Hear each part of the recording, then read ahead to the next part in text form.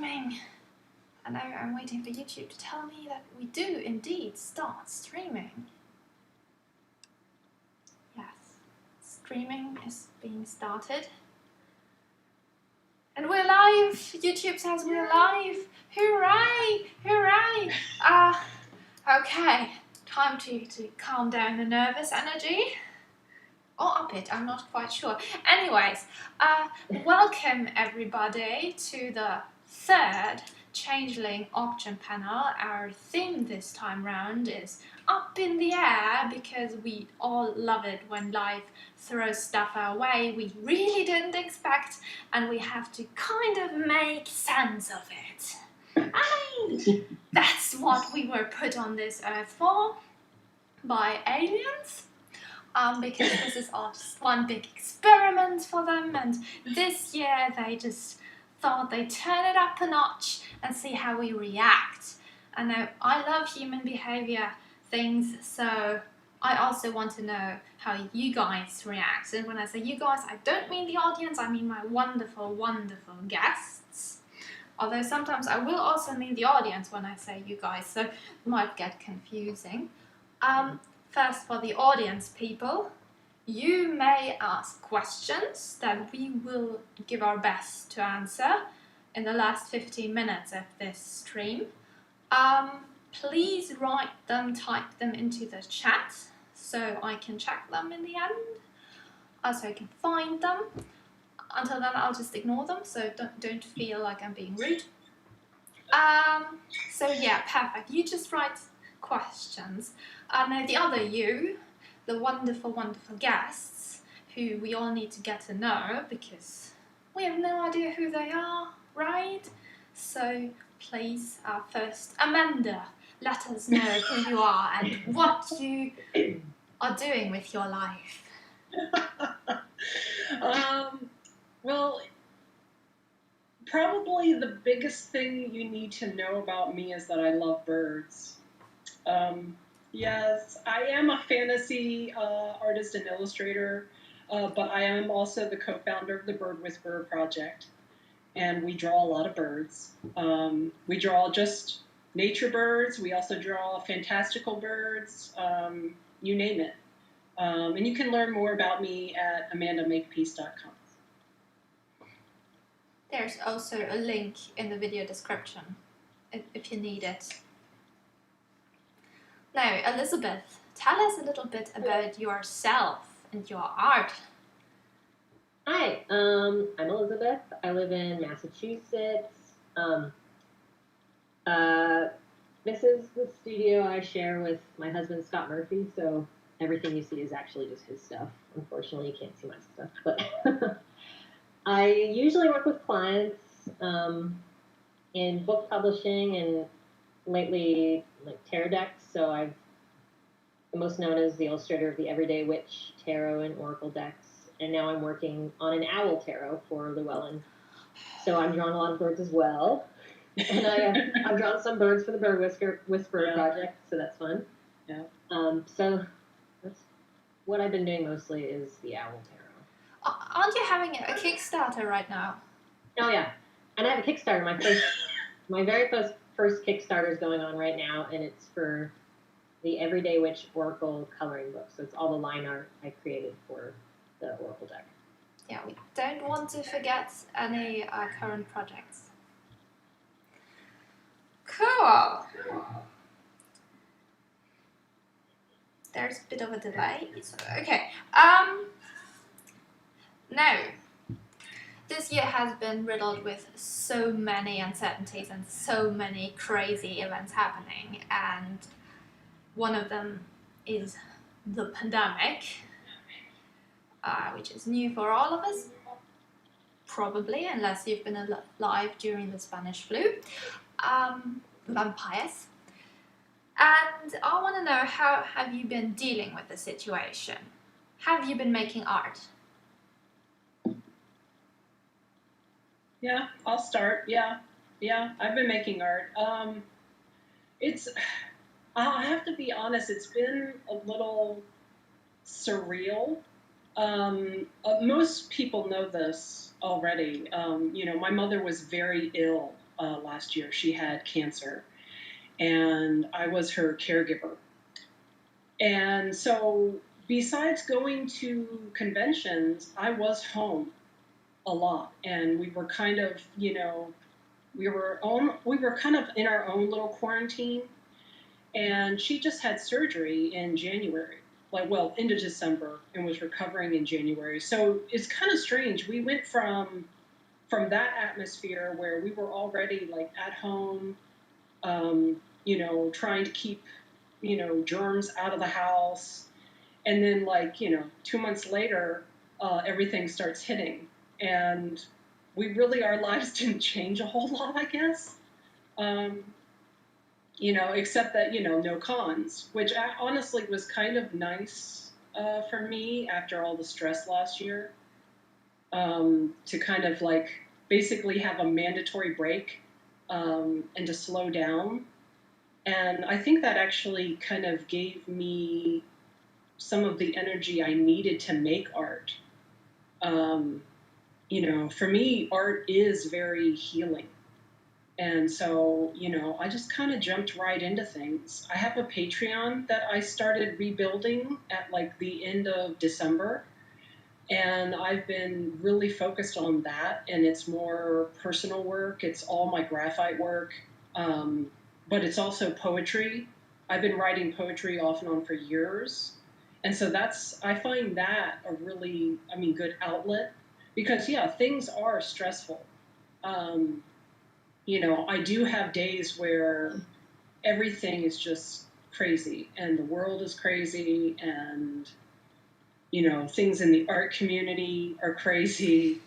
And, I give myself the okay to just take a day off. I don't push anything. And I think maybe that's the most important thing, is that I'm trying not to focus on deadlines. I'm trying to focus on just making art. I don't know. I think that helps, but I've been pretty productive. I've had days where, I just can't focus on stuff, so I go for a walk. Or I focus on reading or something else around the house, or the garden. I have a vegetable garden that I've been taking care of, and it's been amazing. So it's not just art. I think it's a combination of things that keeps the creativity going. Even if you're gardening, you're still making things, and you're growing things, and you're creating things, and it's all an outlet for whatever stress you have accumulated throughout the last months. Right. And and strangely enough, last year, in a way kind of prepared me, I think, for all of this, as insane as it is. It is really scary out there right now, especially in Georgia, with the pandemic, and our numbers are just surging. I'm not going anywhere very much, unless we absolutely have to. But I'm okay with that. It's good to be home and maybe just focus on art. It's a bit of it's a refuge. So, Elisabeth... It is, especially, I do a lot of conventions every year. So, I almost have a convention every month, usually. And so I'm traveling, and, I'm on the road. And so this is actually kind of nice to have a break from all of that. And I can just focus on drawing, can just focus on painting. I can look at all these little projects that I've wanted to do, but I've not had time to do. And that's fun. So, yeah.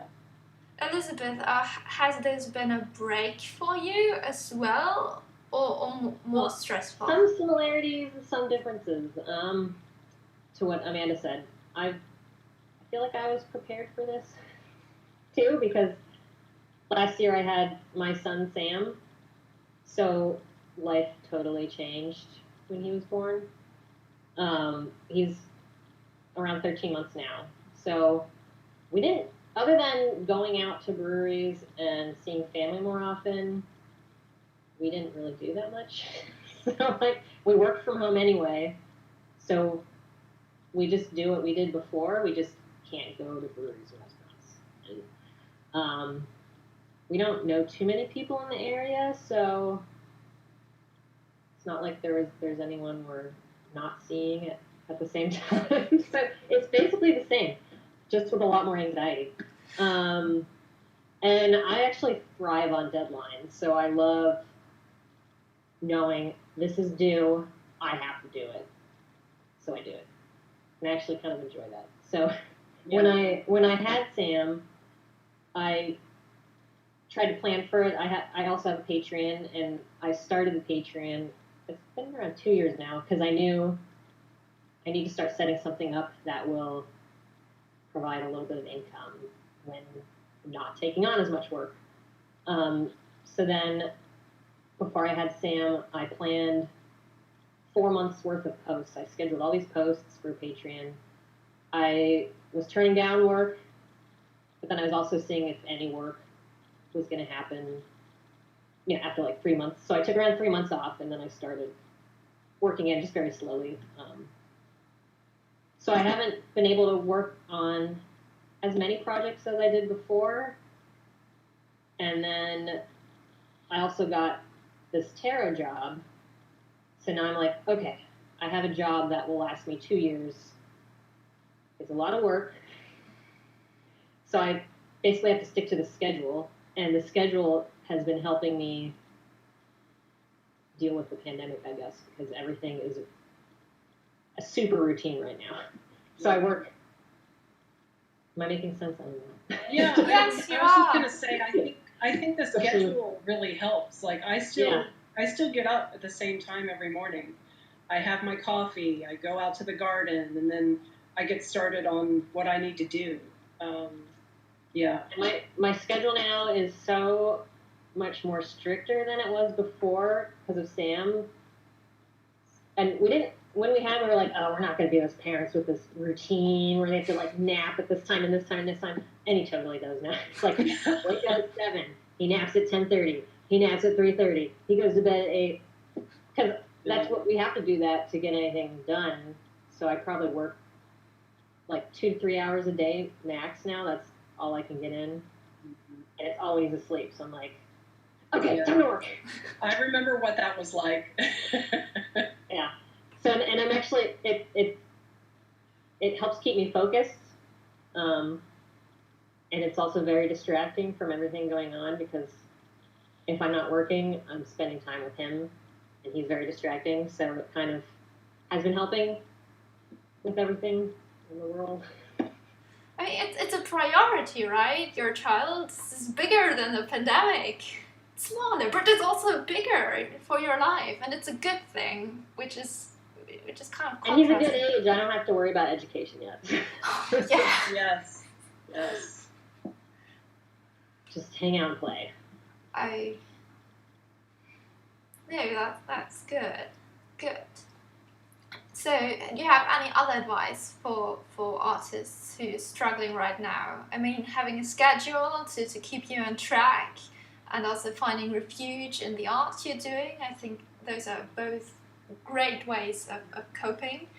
Yeah. Another way I would say is don't get consumed with the news. Mm-hmm. I try to stay informed, but I don't watch the news on TV like at all. I only read it, and sometimes I only read headlines, and I look at the daily numbers for the pandemic, but like I don't get sucked in. I don't focus on it too much because I find that like really, it just depresses me. And then, I can't work if I'm feeling that way. So, that would be another tidbit that I would say is just, be mindful of how much of the media you're kind of like taking into your life. Yeah. I've stopped checking the news after the first week or so where I was just obsessively scrolling on news and like, oh my god, what is happening, what is changing, and it just messed with my brain. So totally feel that. Especially if you know that it's going to take a really long time for anything to happen. So it's like you could be really stressed now, but it's going to be a a long time. So you just kind of have to not tolerate it, but I don't know what the word is. Well, you have to, you have to find other things to replace it with. Yeah. And so, that might be different for everybody, but, it's like, focusing on my family and my daughter and the garden. It's different for people in the U.S. too, because we have the election to deal with too. So yes, even if the virus looks better, there could be other things. So it's just gonna be like there's gonna be constant anxiety. So you have to learn how to try to distract yourself, or I don't know, live with it. Yeah. Take social media breaks. Yeah. Yes. Definitely. And some people really hate routine, and that's okay. Yeah. Like some people just can't tolerate routines. And if you can't make art, that's okay too. I have so many art books just sitting on the coffee table. Kickstarters I backed, so many books that just piled up. Now would be like the perfect time to just look through all that stuff, get inspired, read about other people. That's the thing. Like Yana said, none of us have ever been through this before, so it's going to be different for everybody, and you just have to find what works for you. And because I think the important thing is just coming out of this and being okay. So whatever that takes, Mm-hmm. Yeah. In this case, a long breath, unfortunately. But I also totally understand what you said, that you were prepared for this pandemic, because I actually, last December, I was having surgery, and then I learned that I actually got like teeny tiny ovarian cancer, and so I spent January worrying about that, and then I had another surgery and was recovering, and then the lockdown started, and I was just, oh my god, so it's so good that the cancer is gone. But also you come from one state of emergency into the other, and you're like, I've been preparing for this my entire life. My brain is steel right now. Yeah, I understand that feeling. And I'm a cancer survivor myself. I had cancer when I was 17, 18. And going through that changes you. It just does. It changes you. But it's still, it's still a stress. There's no, you may feel like you're prepared for something, but your body and your mind have still undergone a stress. And I think, it's, oh my gosh, it's July now. I think in the last month, I've actually started feeling more like myself. After everything with my mom's cancer last year. It just takes time.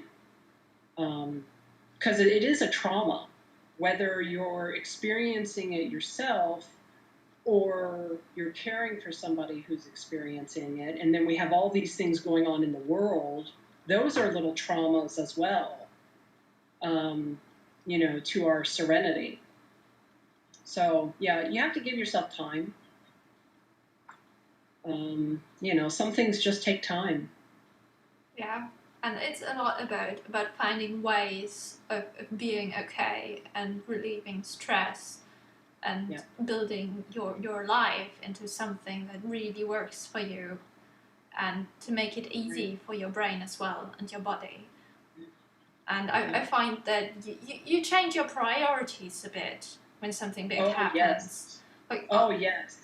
I started running to take better care of my body, because I haven't done any sports before ever, and also eating better, because now I'm like, oh my god, my body did a crazy thing and I have to support it better. And I also noticed that I want to focus on projects that are really close to my heart and spend less time on client work that I'm maybe not that much into. So, yeah, and it definitely changes you in that way. I remember when I was 17 and that happened to me, it changed my entire outlook on life. I was very ill. I had a very rare cancer that I think at the time, like, only one other person in the U.S. had it. And so they did surgery, and I had chemotherapy, and all during my senior year of high school. Oh God. So, even my college experience in the beginning wasn't kind of the typical, because I was still like going back into doctors to get blood work done, and all these things were happening. But I knew that, like, I just came out of that thinking, oh my gosh, life is short. And for me, it really, it motivated me. It motivated me to make sure that, like, I never settle in life, and that I do the things that I want to do, and I go the places that I want to go. And I think some of that still drives me now. And, and I don't know, maybe that's given me, like, skills or the ability to kind of weather this a little bit better than maybe some. I don't know. Elisabeth, have you had any pivotal moment in your life apart from your child? Or if you want to talk more about your child, I'm totally open for that. But did you have... all the time.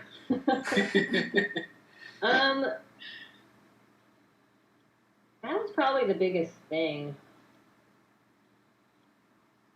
Well, did you know exactly what you wanted to do after graduating from school?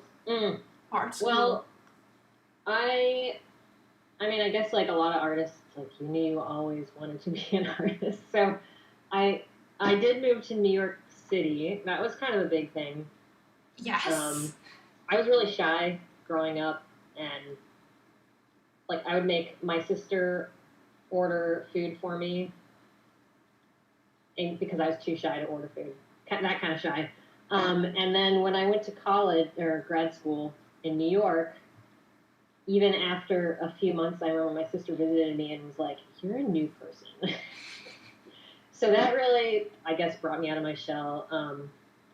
And I moved to New York straight from undergrad because I knew, well, I want to be an illustrator, but I have no idea what I'm doing. So I needed something like grad school to be like, this is how you get work. This is how you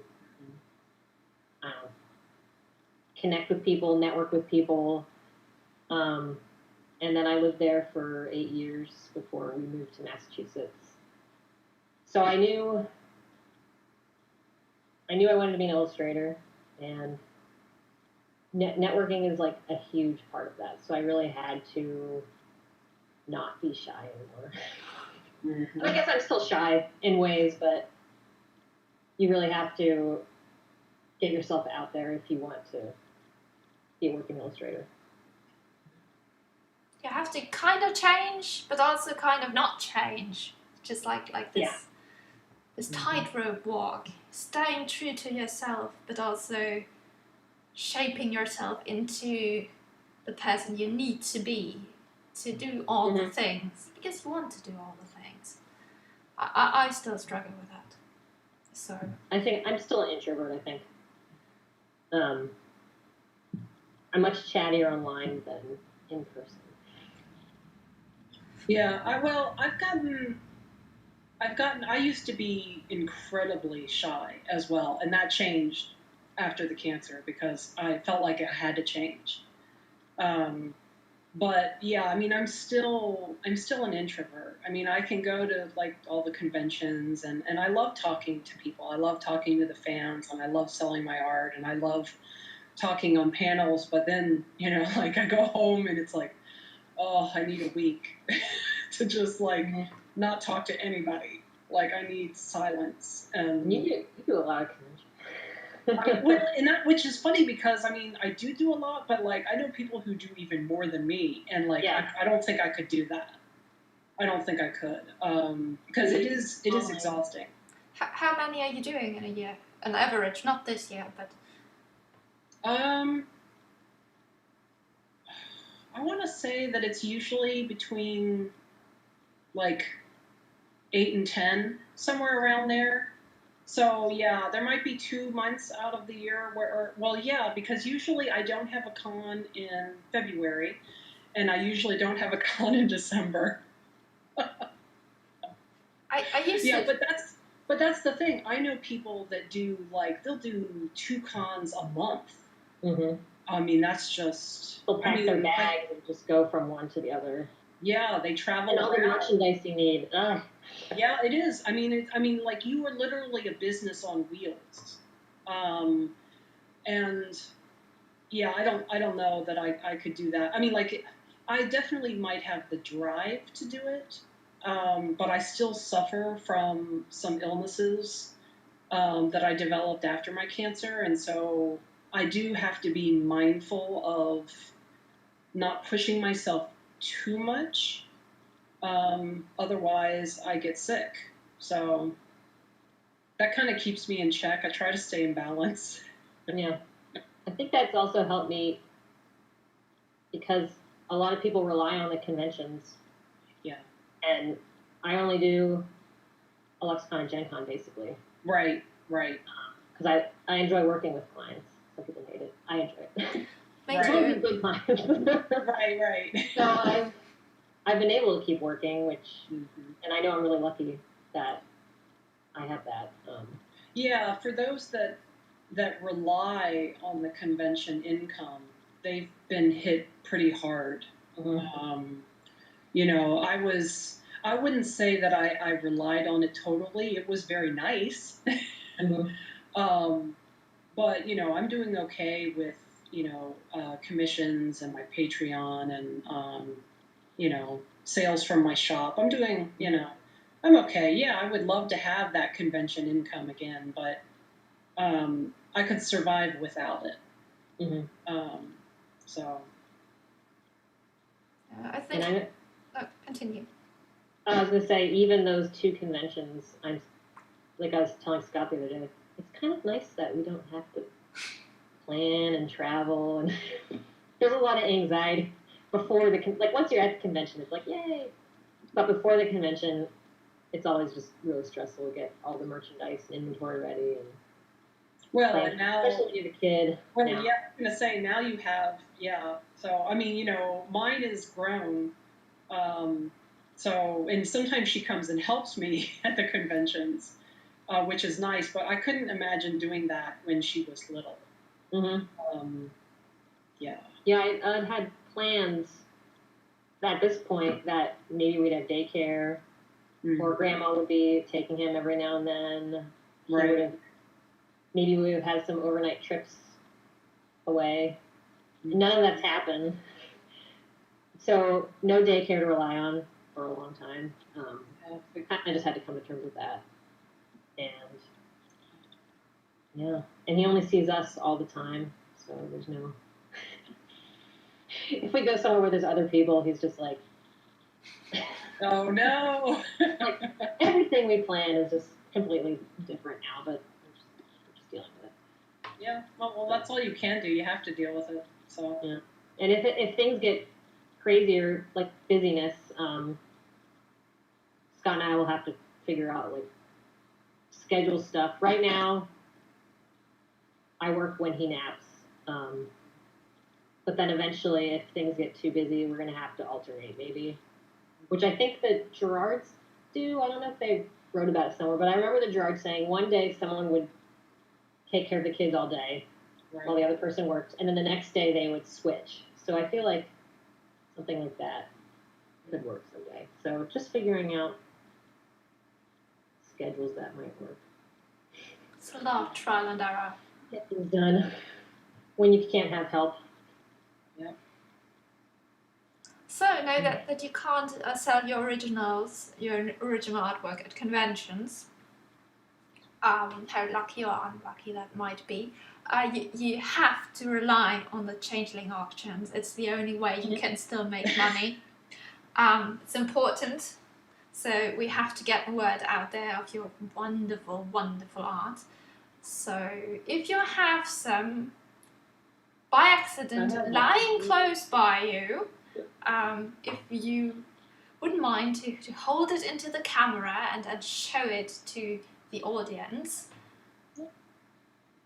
I have two. One I made specifically for the event, and one I made recently that just happens to fit. Hold it up, hold it up. So you can see it. Class. Oh yes, I love this one. I've seen it on the internet already. This cat. Yeah, so this is with wings. My little cat wings painting inspired by the books by Ursula K. Le Guin, which if you've never, I don't know if they're all this size, but let me just,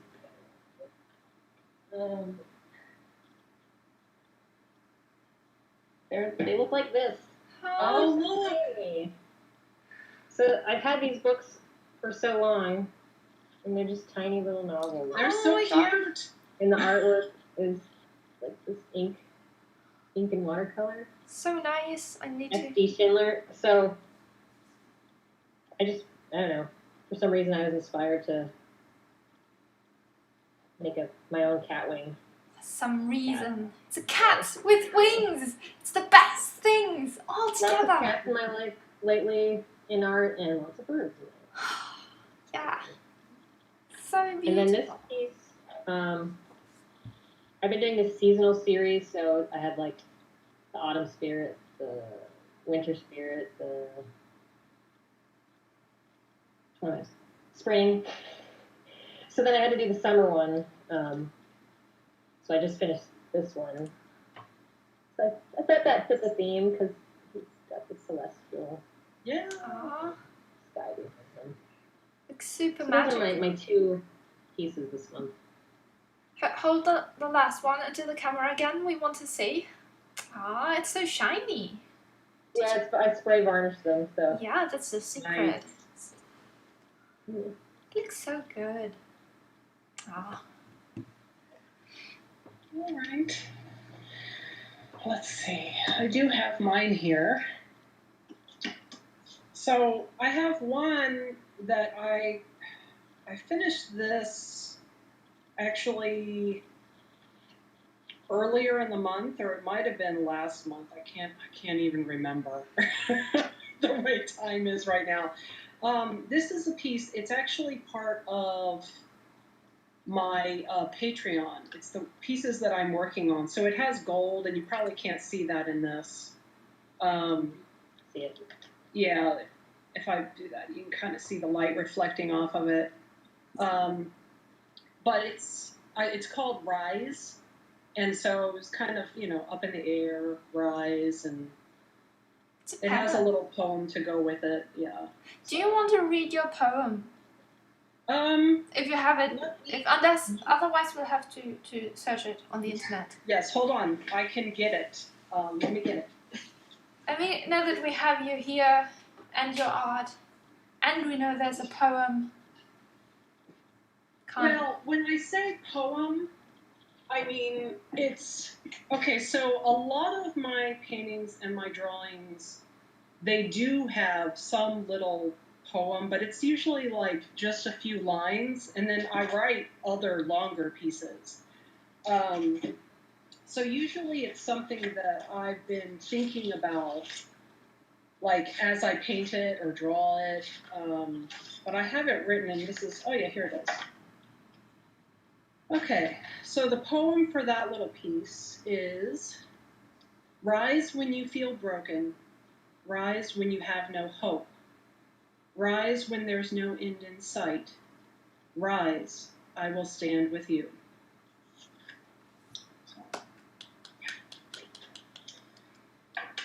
So, and I wrote that piece, and I was drawing this piece during kind of the height of the protests for Black Lives Matter. And, yeah, so it's very much tied into that, that we need to rise and we need to stand with one another. Change needs to happen. So, and then I got it in my head that I was going to do a second piece. Show. Okay, so this piece is not quite done. It is going to have some gold in it. I'm going to have a little halo around, let's see if you can see it. Sparrow. Okay, so I actually started this on yesterday. Oh. Yeah, I know. I worked like basically all day on this little ghost bird. And it is inspired by the book Annihilation by Jeff Vandermeer. There's a quote in the book about birds and ghost birds morphing into one another. So this was actually, I'm kind of thinking, I look at this more like a study in a way. There's a larger piece that I would really like to do, maybe sometime in this year. But for now, we have a little ghost sparrow. I love sparrows. Yeah. So there's going to be a bigger piece with even more ghost birds? Yeah. So that's what I'm thinking. I don't want to say too much about it yet, but it's in my head. It's gonna be great. I know already. So, yeah. I have no art, but in this auction, shame on me. But I feel like you've been gifting me such great visuals right now. Ghost birds, cat wings. Yeah. So now the audience, you shall all check out the wonderful auction art on Monday at the Changeling Facebook page. There's gonna be lots of art, it's gonna be great, and it's gonna have birds and wings and all things all fluttery. You won't want to miss it. There won't be anything better on the internet that day. And now I'm gonna check if people wrote questions. If not, we have an early... Oh yeah, there were people, okay. People, but have they asked questions? Why can't I scroll? Oh, there's the scrolly thing.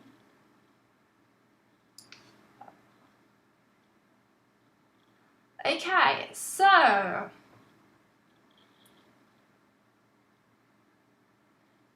Okay, so I think Amanda, you already mentioned this in relation to your piece, but these are uncertain times in terms of social issues and human rights as well. How are you dealing with this in relation to your art and social media presence? Thank you, Nata, for this wonderful question. Yeah, that piece, Rise, was definitely, in the height of everything that was going on, especially, concerning George Floyd. That piece I was having a really hard time focusing until I actually thought about, what I wanted to happen. And so, like, the poem kind of came before the drawing, and then I just kind of tried to infuse those feelings into it. And then I made donations. Because, there are some things, a lot of, sometimes we can't do a whole lot. But you can, making donations at least was something that I felt like I could do. And making the art and spreading the message and just trying to be a positive force. Yeah. I mean, I live in a pretty rural area, so sometimes I feel a little disconnected from everything happening. But I can still have my voice out in the world and my art as a voice as well. To hopefully, inspire people. I don't know if that answers the question, but... I think it does. mean, has anything changed in the way you tackle social issues in your art, or in the way it inspires? It sounds like no, but in the way it influences you, or was this a one-time thing, or has this been on your mind before? No, there's often things come and go, and I'm definitely, even sometimes it might be subtle, but I do think that my art is often affected by what is going on in the world. I have a piece, actually, she's hanging on the door. The piece that is just her, though, it's called Raven Queen Rising, and it's all about kind of women shedding off all of the chains that have been put on us. And when I created her, there were a lot of protests going on too, and I wrote a little poem which I don't have in front of me, but it was all about, she's basically a Morrigan figure, but I wanted her to break out of that role of being like a harbinger of war, and so she's like, you know, shedding her feathers and shedding what people are expecting of her. And so, and I'm sure that there's other pieces where there have been subtle things that have influenced me that I work into my art that I might not even be aware of. Because everything around us affects us. You know, affects what goes into kind of that creative well that we draw from. So we can't help living in the world that we live in. Yeah, and you might not even be aware of it, but those things are going into the well, and we do pull from that when we create art. So, Elisabeth, I know you do a lot of client work, but is there a way you have to also think about social issues while you tackle those, or? I don't. I've never actually infused much social, like anything happening in the world, into my art. It's usually always been pretty fantasy, or more, I guess, more of a distraction. And again, if I work with a lot of clients, then you can't really put much into that. So that was kind of a struggle when everything started. The most recent protests, I didn't know what I could do. So I struggled with that a lot. I also live in a kind of rural area. So all my friends who still lived in the city were attending protests, and it just felt like you could be so much more active there. But I just did what I could from home, donate. I bought a bunch of new books for Sam from a Black-owned bookshop in Tulsa. So that was just trying to support Black-owned businesses and just doing what I can from here. I mean, I think that's for everybody, right? We all just do what we can, the situations that we're in, and the lives we got, and from the position that we are acting in, and hope that if a lot of people do things, then things change, hopefully, for the better. Right, yeah, a few weeks back, I posted a quote from Kennedy, and it's all about those little ripples. If we're all doing little things, those ripples can lead to bigger things. I like to think that that's possible, Yeah, even a small contribution could help. Every little thing is better than nothing. It's also, if you make a change in your life that's positive, and then you fall back into a bad habit, it doesn't undo all the good you've done before that.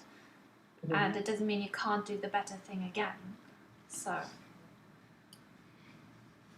I'm just trying to be a little bit better each day, or each week, or when we can.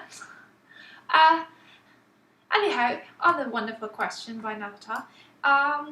Do you find that Patreon gives you some extra peace of mind during these difficult times? Yeah. when I started it, I didn't have any physical rewards, so it did feel more like a slog to provide all the stuff, like hours that I was putting into posts. So I had to add prints and small originals in order to make it provide more, and it definitely helps now. Since I can't take on as much work, to have a little bit of stability each month. Yeah, I But found it took 2 years to get here. Yeah, I mean, I haven't, I relaunched mine at the end of December. So it's not too terribly far along, but it definitely, like, I have a routine set up with that, and so it kind of helps knowing, oh, I need to post this week, and I need to have this ready for the next week, and mine also is I've actually been having trouble kind of categorizing what my Patreon is, because it's part art. I am making art, and I am writing poetry, but I'm also sharing thoughts on philosophy and kind of living in balance with like nature and the world. So there's a lot of healing kind of serenity stuff that kind of goes into my Patreon that I'm giving all my backers for that. And that also is, honestly, it's very healing for me as well. So it's nice. It's nice having the little bit of the boost every month as well. But I feel like there's a lot that I put into it that feels real, like it has real value. And that's nice. So it's my own little private corner with this handful of amazing patrons. Yeah, I do enjoy some of the people who are patrons have been there since the beginning, and I feel like I know them now, even though they just comment every now and then. It's just, you get like this little intimate community of people, and you just write to them. Yeah, and no, that's right though. It does feel like that. It's very intimate. Yeah, I really enjoy it. So. Yeah, I've never, because I basically just show, I show some personal work, but a lot of people have Patreons and they have like their project that they're working on, that they're developing. And I've never been able to develop anything like that. I would like to. I've just never come up with an idea. So I just show whatever I'm working on, but sometimes I wish I had some kind of large scale something of my own, I guess, but maybe someday. Well, yeah, I think so. I actually tried Patreon years ago, and it just did not work for me. I found it really distracting and really stifling, and I was making less art. And so I don't know. I think you just have to find what works for you with that, and when a project comes along, it'll come along. This one just kind of happened, and I realized, oh, you know what? I'm going to make this book with art and poetry. So yeah, and a year ago at this time, I would not have thought of that. So yeah, it'll, I bet you will have a project one day. It'll come to you. So. And that's the good thing about being an artist is, like, you never know what's going to happen. We'll be making art as long as we can. So there's always an opportunity to try new things and make your own work. It's not just bad things that happen unexpected. Sometimes good things happen still. Sometimes they come out of your brain. And then you make them. They're lovely. See if we have more questions, but I think last time I checked we just had 2. Also, wait. No, I think we still have just 2. Yeah, so we can finish this early. Not that I am happy to see you people go. It was very, very nice talking to you, love chatting. Yeah, but this is the end. You have to go back to your normal lives, your strict schedules, and your wonderful creating of things and helping people with their condos and spending time with family. Yes. Yeah, so enjoy your days, make the best of them, find strength to do things and to live your best lives and make art. And this is also to the you audience, people. Make art and make good lives for everyone. And yeah, thank you all very much for watching and Thanks talking for to me. organizing this. Yes, thank you. I get this lovely hour in return. It's all selfish. I don't talk to people during this pandemic, right? I have no human contact. You are the only human contact I have. So, yeah. Thank you for doing this. Even if we're all very nervous and it's new and exciting. Yes, I have time and I'm just rambling to fill it. But I don't have to. I can just send you on your way. Thank you again, and I will now close this before I just end up rambling for 10 minutes. I will relieve you of this. If anyone has questions, I guess after. Yeah, shout now. Yeah. Marcy said thank you. Thank you back, Marcy. But no questions. Okay, I will click on end stream now.